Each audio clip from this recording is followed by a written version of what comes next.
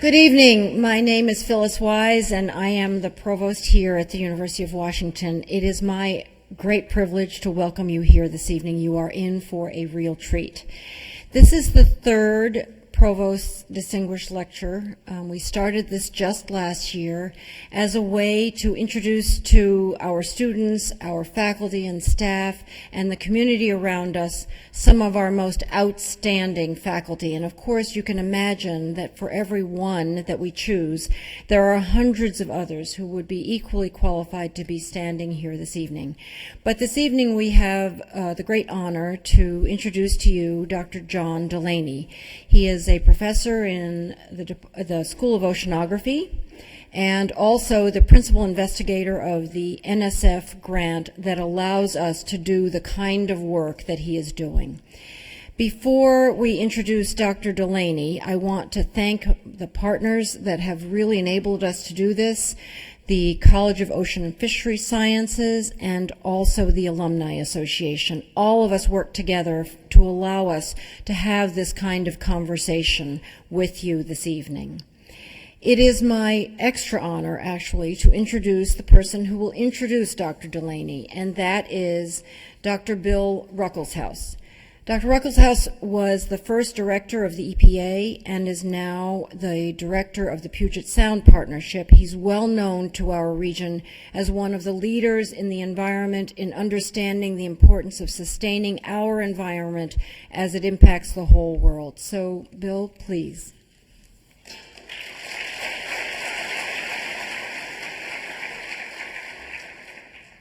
One of the real advantages of having a great university in our midst is that when large national or global problems become visible to the public and the academic excellence of the university has been focused on these problems, our region can be the beneficiary of the nation's effort to address them.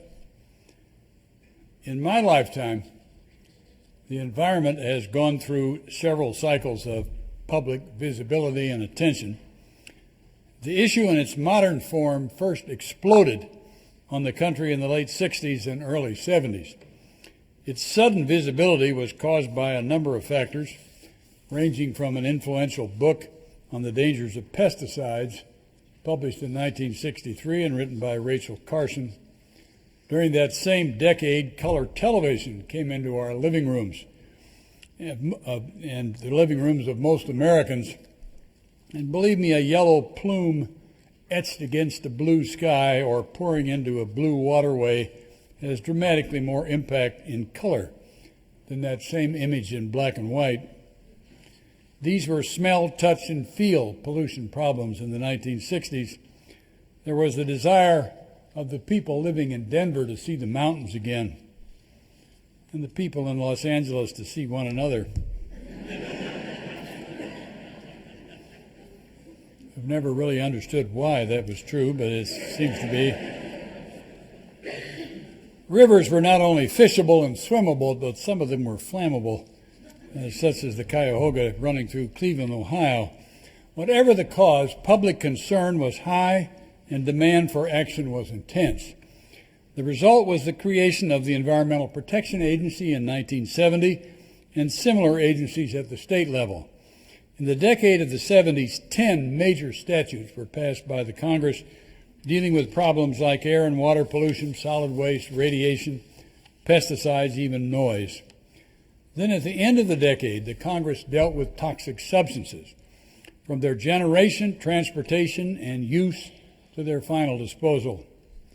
In addition, money for research projects became available that was unthinkable before the rush of public concern.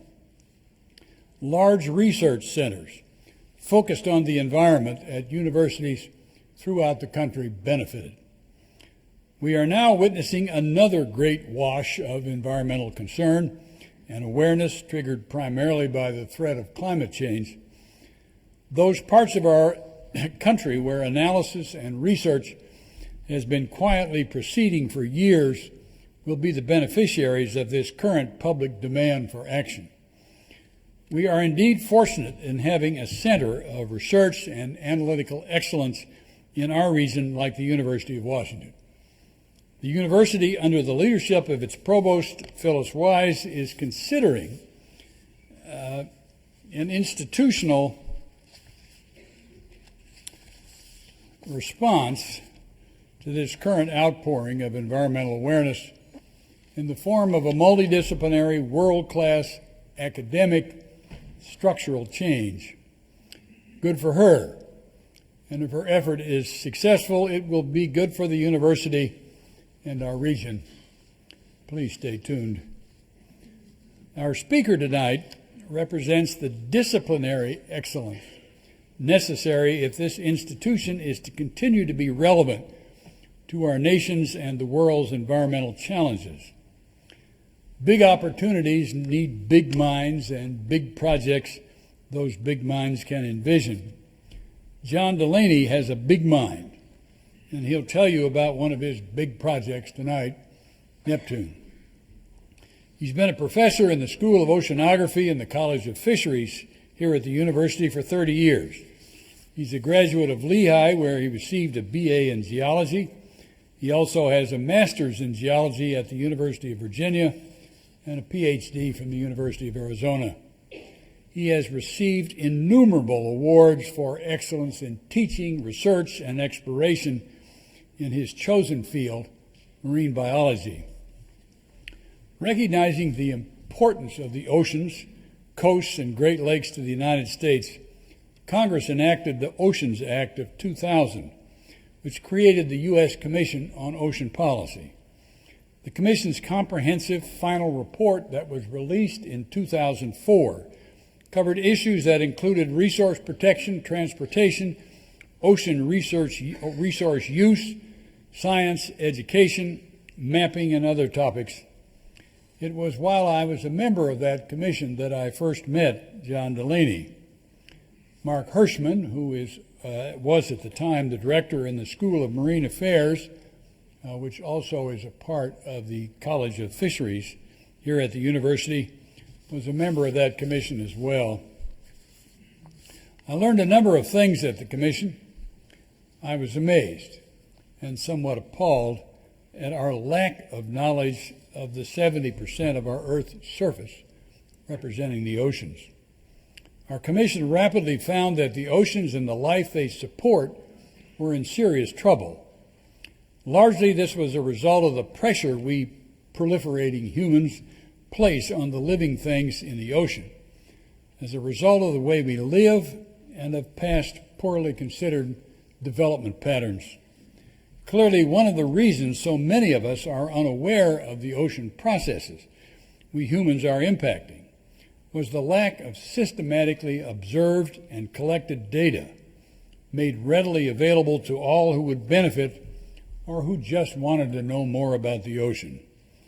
John Delaney and his team's project, Neptune, seeks to place our region in the forefront in helping the world remedy this information gap in real time in an imaginative and technologically advanced way. It will be funded by the National Science Foundation, and as I understand it, by more than $300 million before they're finished. And as you will see, not only will the students of the university benefit, but so will our region and the world. Project Neptune has been 10 years in the making. In fact, I was speaking at an earlier reception, and the number was quoted to me as something more than 25 years in the making. So the current upsurge in environmental concern did not initiate the project, but the thought, analysis, preparation, and work at the university that preceded our country's millennial environmental awakening positioned the university and our region perfectly to benefit through the government's intellectual and financial response.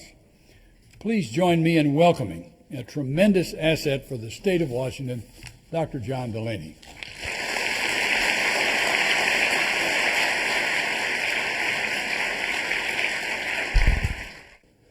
Well, gosh, I could have listened to Bill all night. He really has a firm grip and an excellent capacity to share it on the environment and both the history and looking into the future.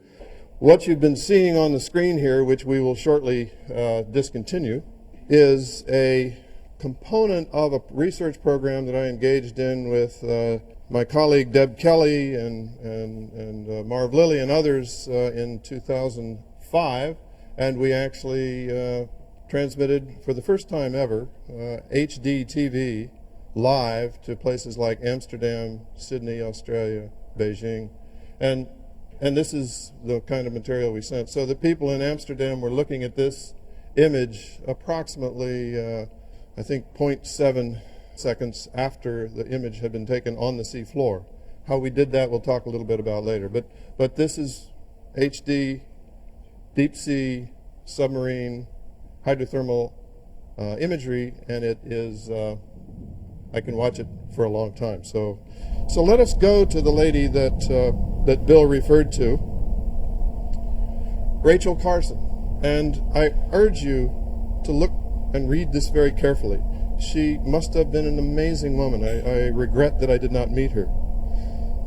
The winds and the sea and the moving tides are what they are. If there is a wonder and a beauty and a majesty in them, science will discover those qualities. If they are not there, science cannot create them.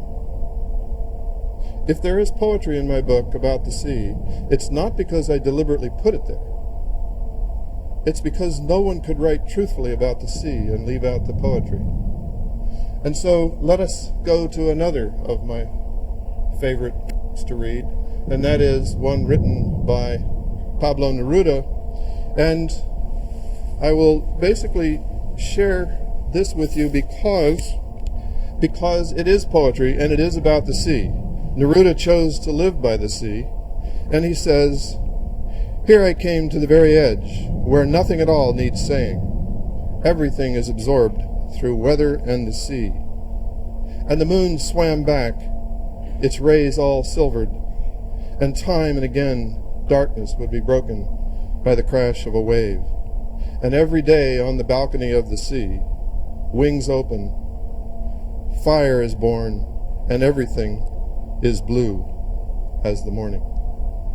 And it's with that in mind that I talk about the topic of this particular presentation, which deals with rebirth, and I've chosen to title it "The Leading Edge of an Environmental Renaissance." The environmental renaissance will come from a historical event, the third, if I can explain them quickly to you. The first was when the Phoenicians and the Egyptians used ships to do exploration and some oceanography. The second was the arrival of satellites when we began looking at the Earth from above. And the third, which we are at the threshold of, is the use of distributed, robotically driven sensor networks that allow us to interact with the environment after determining what's actually happening in the environment without being there. That is, throughout the ocean there will be many, many sensors. Those sensors will communicate at the speed of light with human beings through the internet, and we will then be able to interact with those instruments. That's what's coming. We're on the threshold of that. It's a very, very exciting step. Indeed, it's almost as if the real voyage of discovery consists not in seeking new landscapes, but in having new eyes. Now, what do we mean by new eyes? If you watch this image, you'll notice that part of it is moving. So initially you realize that it's a decision in a sense that comes to you as you watch something. It's also another kind of decision. You just decide that you're going to be more sensitive to something. It's actually more profound than that. There are new eyes that have actually made a major difference in human cultural evolution, and these are they, and they belong to a very famous fellow, Galileo. Galileo used those eyes with that instrument on the left to look at the night sky, and he saw what were starry messengers in a sense, but they were really satellites moving around Jupiter. And he reported what he saw. They were observations, and he couldn't change what he observed. He couldn't change what his conclusions were, nor could anyone else. And it was only about 390 years before he was forgiven house arrest and embraced by the dominant group that had argued against his case. So if any of you that are in grad school that you don't feel like you're getting the credit for your work, hang on, it'll come. But this is a very important point. Galileo was not trying to make this discovery. He was curious. He was using new tools. He was looking at things no one had looked before in a new way. He had new eyes. This is a very, very important, not just philosophical point, but a very practical point. One last case, Shallow and Towns were experimenting with microwave radiation on folding proteins. And I won't say they stumbled on, that doesn't give them credit, but out of that work came a laser beam. At the time, I actually remember this, at the time it wasn't clear how to, it was cool, but it wasn't clear how to use it. And in the intervening 2 or 3 decades, human beings, human culture, human creativity learned how to use this, and now virtually all of the international communications that take place at any high bandwidth take place through fiber that is laid on the seafloor inside cables, and there's at least 100,000 kilometers of fiber that is laced around the planetary oceans, linking humans on continents and computers on continents. This is a big step. And if you want to look at the bandwidths, look on that left column. Something like 24 phone calls versus 12 million. This is a phenomenal transformation. And it's within the lifetime of, as I look at this audience, most of you are slightly younger than I am, this is a phenomenal transformation in one lifetime. 2 generations. Absolutely phenomenal. And there are others that we will talk about as we go.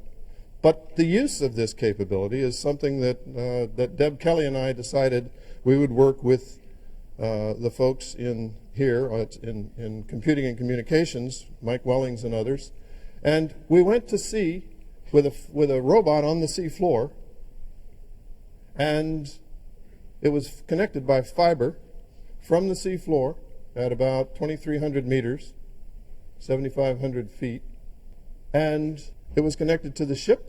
From the ship, we beamed it through a satellite, which was over the equator, and back into this building, Kane Hall, and then out by the Research Channel, and down to San Diego and all over the world. That is what took the 0.9 seconds. That's what we were able to do just with the capabilities we now have. And this, you have seen as we were warming up here before the talk, you have seen the kinds of things that can be done. But look at this. Look at this. The tubes that you're looking at are the tube worms, and that's about as big around as my little finger. That's how close we are. 2 kilometers below sea level. And in order for us to do that, we had to have the satellites holding the ship in place, and the ship system had to be holding it within a meter. The ROV, the remotely operated vehicle, had to be held within centimeters, and we had to be able to manipulate it on the seafloor and point the camera and have the data come up the cable. About 6 different systems had to be simultaneously working perfectly for us to get that image. And that is a form of exploration that will be much more commonplace within our lifetimes. So let me talk very briefly about the oceans. The main points of this particular talk are the following. The oceans are central to the quality of life on Earth. That is my main message to you. If you get nothing else out of this, please begin to recognize that the oceans are not where the waves break. That's just the razor edge. The oceans are a vast, vast reservoir. They're mysterious. Everyone is attracted to the oceans. Everyone is fascinated by the oceans. They're dangerous. We've learned that in the last couple of years, and they're largely unexplored. We have mapped Venus much better than we've mapped the seafloor because of this issue of light not penetrating water very well. Ocean dynamics drive most other ecosystems. There's a strong interest in this neighborhood in Puget Sound. In Annapolis, there's a strong interest in Chesapeake Bay. In Galveston, there's a very strong interest in Galveston Bay. And those are all very important and very crucial. But they're driven essentially by the ocean. You cannot understand those systems if you do not understand the planetary ocean, because that is the main driver for the entire environmental system that we live on, the planet. Now, the fourth point is that there are bold and new approaches for studying the oceans, and those we will talk about shortly. And these new approaches, I would submit to you, will revolutionize our perceptions of the ocean, and probably it will allow us to begin to devise ways of actually managing the entire planet. Now, that's a controversial thing to say. We do not know enough now, I admit that, but we don't have a lot of time, and we'll come to that point here in just a bit. So just to remind you about the planetary ocean, and this is not intended to be a lecture on oceanography per se, but just to remind you of the high points. It is the last physical frontier on Earth, covering, as Bill said, 70% of the planetary surface. It is the largest and the most complex biome, or biosphere if you like, on Earth. It is a huge and very mobile reservoir of both thermal and chemical energy. It is a flywheel for planetary climate. It is the ultimate repository of human waste, and in fact, erosion in general drops mountains over time into the ocean. About half the fossil fuel of carbon that's been generated, the carbon that's been generated by fossil fuel conversion, has been absorbed by the oceans. It is a source of hazards, which you mentioned earlier. It is a vast repository of living and non-living resources. It touches all continents, most nations, and it is probably the locus of origin of life on this planet and maybe on other planets. And to reactivate a term that I first heard from my colleague Ed Miles when we co-taught a course about 20 years ago, it is indeed, unlike the manganese nodules, it is indeed the common heritage of mankind, or humankind. We must learn how this system functions. And why? Because we absolutely must move toward a more intimate relationship between human beings and the ocean that sustains us. The 5 steps would be, first, awareness. We must change folks' awareness. Then the opportunity for all of you to participate in discoveries through this system that we're going to talk about. Enhancing our understanding of how the ocean actually works. Developing the capacity to predict and ultimately, how to manage. We do manage Central Park. We do manage Green Lake. Eventually, we will have to learn to manage our planet if we are to survive without major Malthusian controls. So what is the system? The system is very straightforward. It's this. You've seen it before. You'll see it again. It's this piece that you're looking at right here. And our challenge, simply, is to optimize the benefits and to mitigate the risks of living on a planet that's driven by 2 basic energy sources. The first one is driven by the sun, and it's the one you see. And the second major energy force is, in fact, interior heat. Those 2 drive the planet, and humans operate at the interface in some ways, and not in others. But we must learn how these 2 major energy sources interact with one another. And the interactions of the atmosphere, the oceans, and the Earth are indeed a study in complexity. And this study in complexity allows me to show you something that is pretty complicated. But what's important here is that there are at least 50 processes shown in this image, and they're all part of how the ocean works, and they all interact with one another. It's important to realize that there are many processes, and most scientists study 1 or 2 or maybe 3. Some remarkable folks actually study 3 or 4, but few scientists study them all. And they all interact on one time scale or another. And this is just the top of the system. Let's take a look at the rest of it. Driven by internal heat, plate tectonics, the movement of giant plates across the surface of the planet, actually stirs up the seafloor in many different ways. Some of it you've recently experienced in terms of the concern folks have over tsunamis.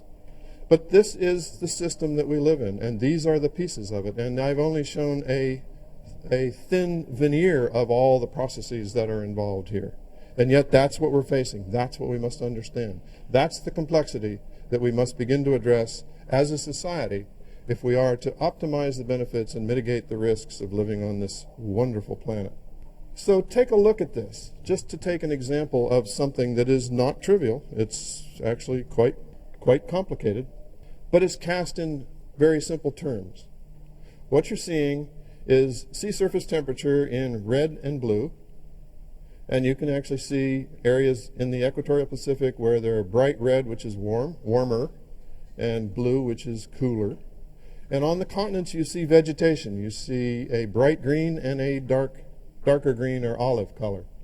And what you're actually seeing is an annual cycle and then an El Nino cycle, what we call the El Nino cycle. And the strong red image can correlate to changes of vegetation growth on the continents. Look carefully at it. Pick your favorite continent and look at the differences in El Nino years versus the other years. And you'll see that the patterns of vegetation growth on the continents fundamentally shift during El Nino periods. We all kind of know that, but think again now. A subset of the green, of the vegetation, is food. Most of the human race is fed by food grown on the continents. Therefore, the cycle of food growth, of flooding, of drought, things of that sort, are actually linked directly. And it's not a matter of something happens in the ocean and 5 or 10 years later something happens on the continents. It's direct. It's direct. It takes as long as it takes for weather systems to move across the continent.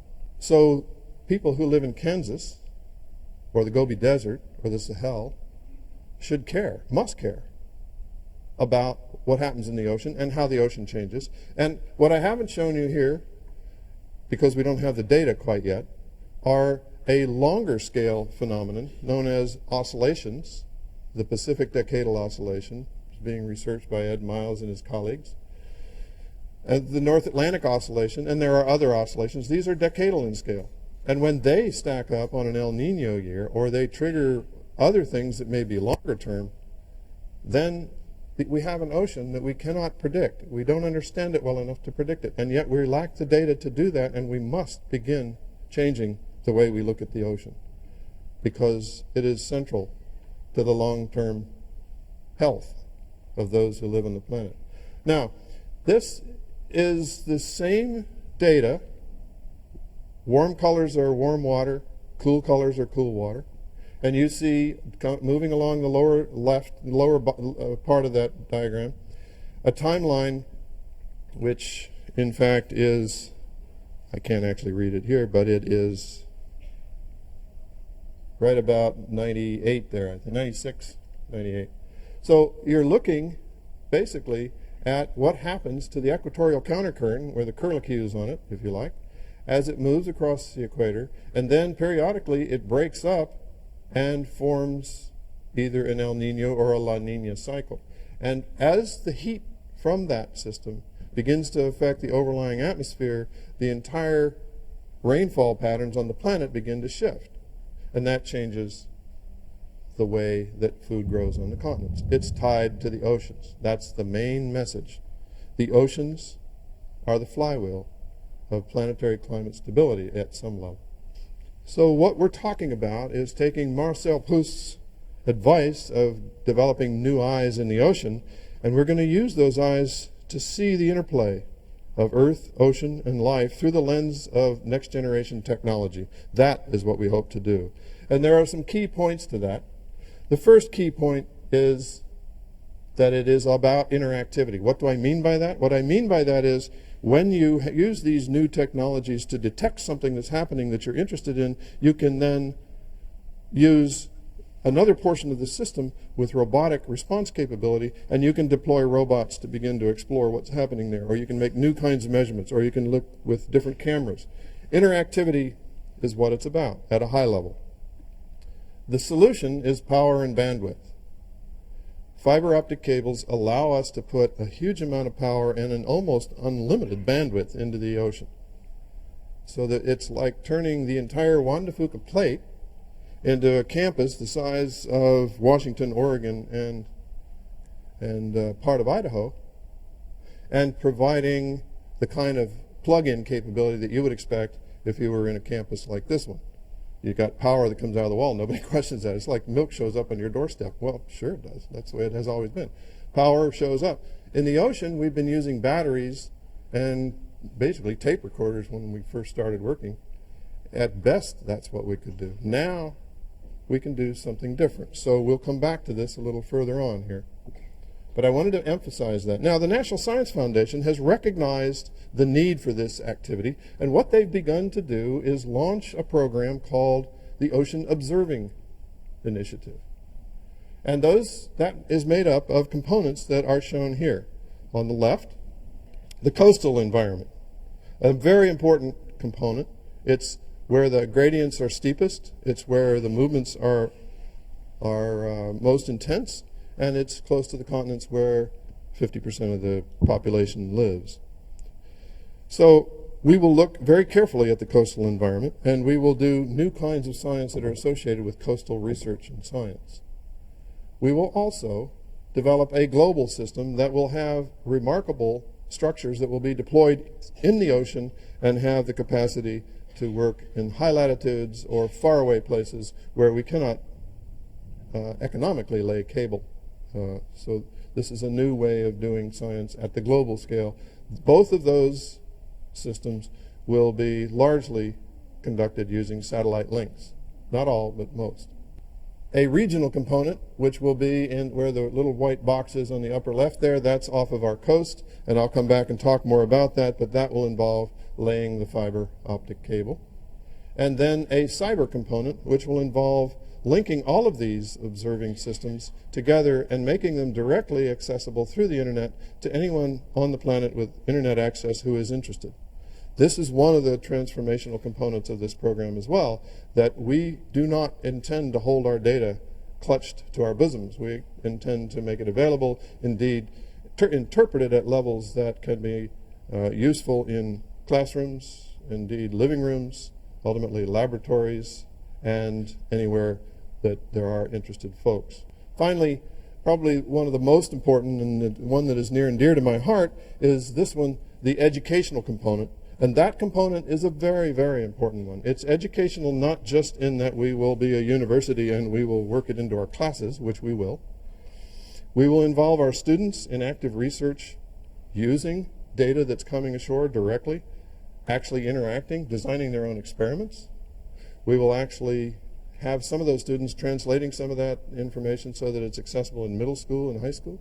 We will actually reach out to the public in general and try to change the awareness of the world about the oceans. That's our first step. We want to engage the public, the taxpaying public, and what it is we are doing with their funding. The Regional Cable Observatory, as I said, I will dwell on this lovingly, but the University of Washington is stepping forward. Phyllis's institution, Phyllis's office, has allowed us to enter into this fray with the strong, strong support of Mark Emmert, and we stepped forward and were selected nationally as the group to implement this program off the coast of Washington and Oregon. And these are the components. It'll be a tectonic plate scale, that is the Juan de Fuca plate. Subduction of the Juan de Fuca plate actually produces the Cascades volcanoes. It'll be approximately 2,000 miles of fiber optic cable. We will develop submarine laboratories where we can actually do very complex operations using robotic manipulators. We will bring the internet to the seafloor. There'll be 100 kilowatts of power at least associated with some of these nodes on the seafloor, and we will have bandwidth in the range tens of gigabits per second. We will have real-time data control and return that will allow us to drive robots at will, or let the robots go off on their own and then come back, plug in, and download data. We will have entirely new ways of operating remotely throughout the ocean volume. And eventually, it'll be a 30-year minimum lifetime design, and probably will continue and expand. I've been to at least 9 countries in the last 3 years. Every single one of them is interested in knowing as much as they can about what we're doing because they'd like to have something like this in their coastal or offshore waters. And it's going to grow. This isn't going to grow. In fact, this approach of networked, interactive sensors that are hardwired to the internet will become the environmental renaissance. It will change, technologically, it will change the way we can observe our surroundings without having to be there all the time, and it will allow us to begin to develop entirely new ways of thinking about our planet, possibly entirely new ways of mitigating problems that we may either have created or may yet create, or becoming aware of emergent problems far sooner than we would if we were only using ships or satellites, which can only see the upper couple meters. The age of the Earth's surface. Let's just take a look at the seafloor. If we look at the seafloor, the warm colors are the youngest rocks. The warm colors are all volcanoes. The warm colors are the longest mountain range on the planet, and they are the mountain range, the edge of the plates, that is in a sense pushing the continents around. So the ocean basin isn't the shape it is by accident. It's the shape it is because of plate tectonics, because of the spreading at these warm, at the red line. The seafloor is pulling apart at about the speed your fingernails grow. So that looks something like this. If we look at the plates themselves, line the plates up on this pattern and watch carefully, because I'm going to substitute the plates, and you can see that the plates themselves account for the spreading or the subduction. If you see the Nazca plate, which is the gray one right in the middle, where it's subducting under South America, it's creating the Andes. We have a little tectonic plate, the little red one up off of our coast, where it's being subducted or plunging beneath the continent. It's creating the Cascades. The same pattern exists through the Aleutians and down the Kuril Arc and into Japan and all the way south into Tonga. And here is our neighborhood plate. We will work this plate in ways that I think are fairly interesting. Now, not all of you perhaps have recently read your local book on plate dynamics, and so I'm going to rotate this picture for you to get a look at what goes on beneath our feet.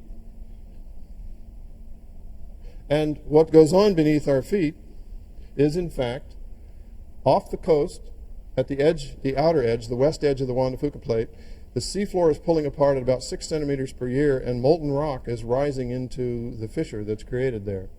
And the molten rock is, at one time or another, is almost always coming to the surface, and it is certainly driving that hot water from below the seafloor that you just saw, the black smoker.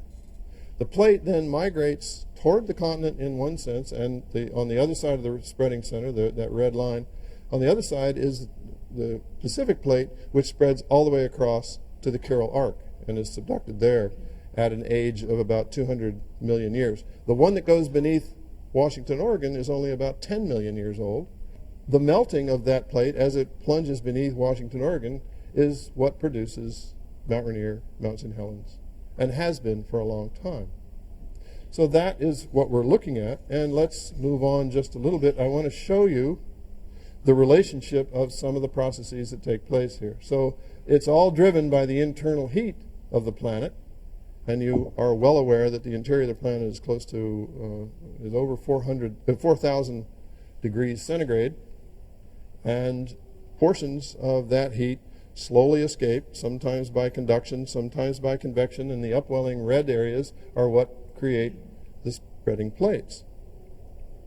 Now, look at this, the lock zone on the subduction. This is what you all came to this talk for. The lock zone is the portion, this is a diagram put together initially by Will Wilcock. The lock zone shows the reddish area which it gets stuck. It doesn't move smoothly like the spreading center at the ridge. And so sometimes the plate gets stuck and it stays stuck for 200, 300, 400 years.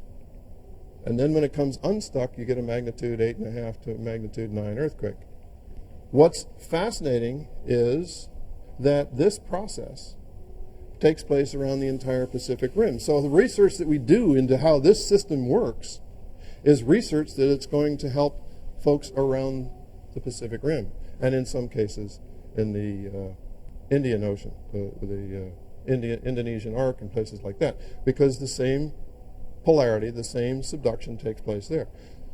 Now, the last time a major earthquake, according to Brian Atwater's work, here on the faculty here in Seattle, was about, as I recall, January 29th, 1700. So what we would really like to be able to do is capture one of these major events. And so Mark Stormer put together this thing with input from Steve Malone to simulate the big one. And you won't hear this, but as we go forward here, what you're seeing is something that is patterned after the process that took place in the Indonesian arc. And it started somewhere down off the coast of Oregon in this case, and it is a progressive fracturing moving northward in this case. And the yellow lines represent the yellow circles are the compressional waves, and the reddish lines or orange lines are the shear waves that move somewhat more slowly. And what you're watching across the bottom here is the kind of deformation that would take place in Seattle. And notice that these things are just now reaching Seattle, and very shortly right in here you'll see an increase in the deformation in Seattle. And if we watch for another minute, if you can hold on that long, you'll realize that in fact it's not over yet. There's a lot of destructive power that's being released. And again, this is a model. This is not a prediction. This is not the truth about what's happening. I'm not in that game. But this is a model of what could happen and has happened on other subduction zones. Notice that the deformation, the red line on the bottom there, is becoming much more extreme. And that's the kind of thing that can take place off of our coast. We would like to be able to capture that with seismometers for the first time ever on the outside, maybe giving us even more warning than the 2 or 3 minutes. Maybe giving us enough warning to do something about it. And eventually learning enough so that we can anticipate it perhaps days or weeks in advance. We don't know. This is research. The outcome of research is not clear. What you're hearing in the distance, it's about 100 kilometers away perhaps, are blue whales. So let's look at this part, the part that's right in the middle there where the spreading is taking place. And this is what happens underneath the ocean crust floor. There's a pool of red, that's lava, molten rock, 1200 degrees centigrade, 2200 degrees Fahrenheit. And it is only about 1 kilometer deep in some cases. And we've been able to look at a system just like this off of our coast. And Deb Kelly and I and all of our colleagues, Marv Lilly, Russ McDuff, Dave Butterfield, many of our colleagues have been working on this one for a long time. And one of the things that happens, of course, is that the water circulates down into the vicinity of the hot system, and then, because it's like a hot air balloon, it rises back to the surface and creates these black smokers, which are depicted here. And I just wanted to show you one of these systems. And I'm going to let this run for a little bit and let you simply look at it. You saw some of this earlier, but there are a couple things that I just wanted to show you. Now these are tube worms that are slightly hungry. They're kind of brownish, but you see the black smokers on either side.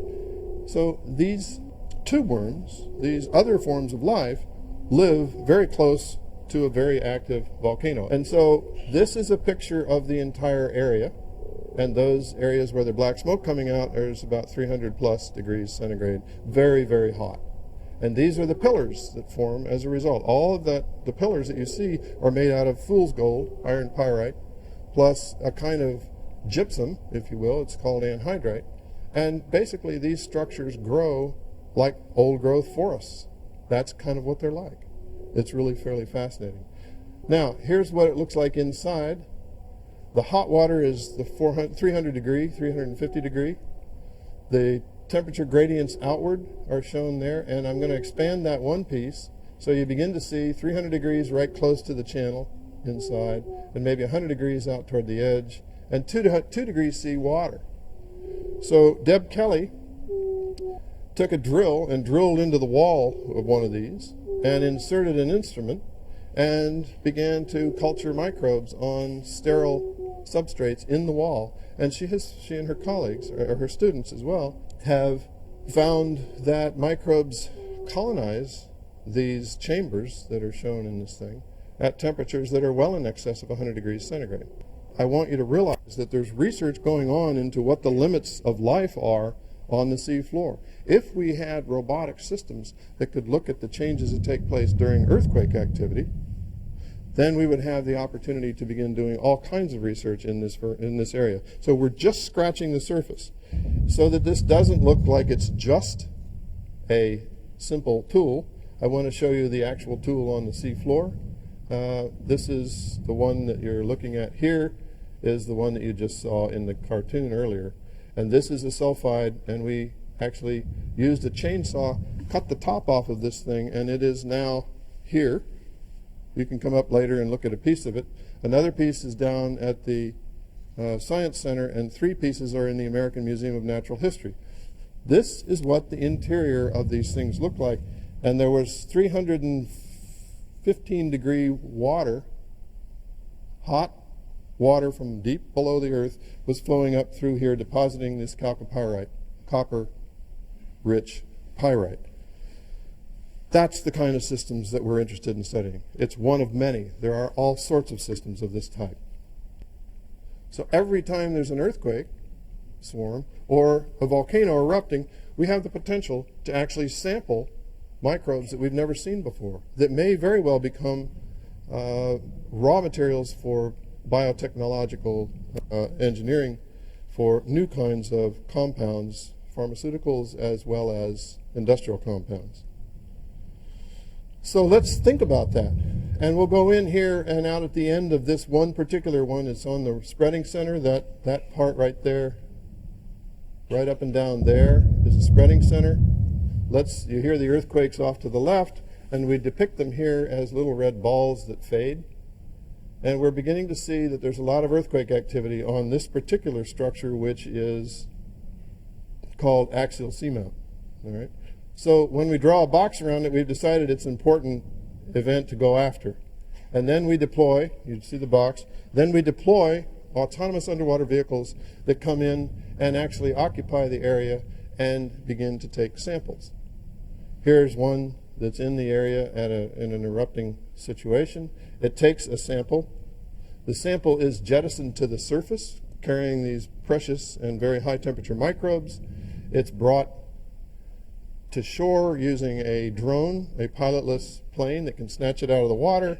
It's brought back to the south end of Lake Union and comes in, and it actually descends and deposits itself. You're laughing. This is doable. This is doable. It's just a matter of having the imagination and a little bit of money.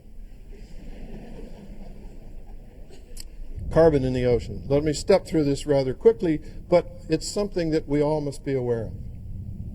This is how the carbon cycle works, and this was originally donated by Ginger Armbrust when she gave a talk in this very room about a year ago. And it depicts the exchange between global carbon in the atmosphere and the ocean. There are many pieces to this. What actually has happened is that humans have begun to influence the amount of carbon that goes into the atmosphere, and in fact, the good news is that about half of the carbon that we've generated has actually gone into the ocean. The bad news is it's beginning to change the acidity of the surface of the ocean, another area that Ed Miles and his colleagues are working on, and many folks across the country are looking at the acidification of the oceans. This is a potentially very serious development. Why? Because the phytoplankton and the zooplankton that actually occupy those slightly acidified zones aren't as comfortable in that environment, nor are some of the shells that they produce. And the shells, using this, what we loosely refer to as the biological pump, allow CO2 to enter the ocean, be used for the shells, drop to the seafloor either as directly or as fecal pellets ejected from zooplankton, and that's a mechanism for getting the carbon down to the seafloor, where it stays for at least 10 million years, in our case of the Juan de Fuca plate. So the cycles are cycles within cycles within cycles, and we have to be looking at this system in new ways. Ginger suggested a totally new way, which is building on the Human Genome Project, which transformed dramatically and irreversibly our capacity for doing genomic analyses and sequencing genes. This is a cabled system where there are sensor packages, the little yellow areas here that are on the cable, and an event takes place. It could be a red tide, it could be an erupting volcano, it could be a bloom of microbes anywhere, or phytoplankton. And the next thing that happens is that we turn on these little tiny factories, which are about the size of a briefcase, and they suck in the plants and they feed out genomic information. So we will be analyzing, for the first time ever, not just the physics, not just the chemistry, but the integrated physics, chemistry, and biology of the entire system remotely, and there's not a human being within 1,000 kilometers. This is doable. We can do this. We must do this, in fact, to begin to understand how the planet ocean works. So let's look at the web of life briefly. How does that play out in this system? Let's look carefully at what actually exists in the ocean. These are some absolutely stunning images. Plants in the ocean. Again, my colleague Ginger Armbrust has provided these along with several of her postdocs and Kathy Newell at Oceanography. And these are just absolutely exquisite. These are the plants. This is the grass of the open ocean, if you like. My favorite is this one with these diatoms. It's silicon shells with plant matter inside. These are just stunning, and these are all smaller than the head of a pin. And this is what keeps the ocean running. About 50% of the oxygen in the atmosphere is generated by the plants in the ocean. We need to keep these safe. The next size up, or a couple sizes up, is a krill, followed by mackerel, moving up the chain to Seattle. And this is a bit of a surprise, but I'll just show you why I've done this. It's important to realize that Seattle itself is an important part of this ecosystem. And I wanted to bring this home just a little bit here because, in fact, a large number of people live upstream from Puget Sound. And in fact, one of the things that we are most fascinated by in our area are the salmon that run up our streams. Another group on the planet that's fascinated by the salmon are our neighbors. And you're hearing the way they communicate. They apparently don't have to sit around and listen to lectures, but they do in fact use acoustics, much more so perhaps than eyesight, in working their way through the environment and dining. This is one way of looking at a food web. And I remember I'm coming back to this whole concept of complexity. I want you to begin realizing how complex the ocean is. This is a drawing by a young student, and this is a real food web. Everything you see on there, every word is a different kind of animal. Some of you can't read that, but every word on there is a different kind of animal, and the ones at the bottom are eaten by the ones above. And this is for a particular kind of cod. But remember now how complicated the system is that we're talking about. If we wipe out 2 or 3 of the species underneath this, then we're shifting the entire balance. And that's what's most important for us to realize. The ocean is an immensely complex system. And we are dependent, ultimately, on the ocean. So what is the future? How do we look into the future? A next generation suite of scientists is what we really must begin to talk about. Because we need to move, and I emphasize this very, very strongly, we need to move toward a more intimate relationship between human beings and the ocean that basically sustains us. And these 5 steps are very, very important. What we hope is that the system that your tax dollars will be paying for, that the University of Washington will have a key role in putting into the ocean and making available to you and other scientists on the internet, we hope that it will help us move through the awareness, the discovery, the understanding, the prediction, and eventually, perhaps, as we learn to live into the future and answer some of the questions we have, management. And that means we will have real-time interaction with the ocean from anywhere on Earth. And this is a somewhat whimsical next step, running all of these systems from Kansas. Many of you may recognize your home. Others perhaps have read about Kansas. But Kansas, through the internet, can actually become involved in oceanography. Indeed, they may actually be able to run instruments on the sea floor from Kansas City, they actually can take over, as people take over large telescopes, they can take them over and begin looking at what's going on in the outer portions of the cosmos. We can begin interacting with the inner portions of space on our own planet in new and innovative ways, not all of which we have thought about, I might add. And so at this stage, you ask, well, why should we do this? One, the answer is because we can. Two, because the ocean is central and we don't understand it very well. Three, because the questions we can now ask cannot be answered with the tools we have presently. We must develop new tools, as humans always have, to explore new ways and to look at the dynamics of this ocean system that we are so dependent upon. And we cannot survive underwater for very long, so we must have ways of extending our senses, our new eyes, to this environment and beginning to interact with the system that is so fascinating. And with that, I would begin to close with the words of T.S. Eliot, who in the four quartets, I think, captured the essential spirit of the human culture. Eliot said, "We shall not cease from exploration, and the end of all our exploring will be to arrive where we started and know the place for the first time. Arrive through the unknown, remembered gate, where the last of earth left to discover is that which was the beginning. At the source of the longest river, the voice of a hidden waterfall, not known because not looked for, but heard, half heard, in the stillness beneath the waves of the sea." Thank you.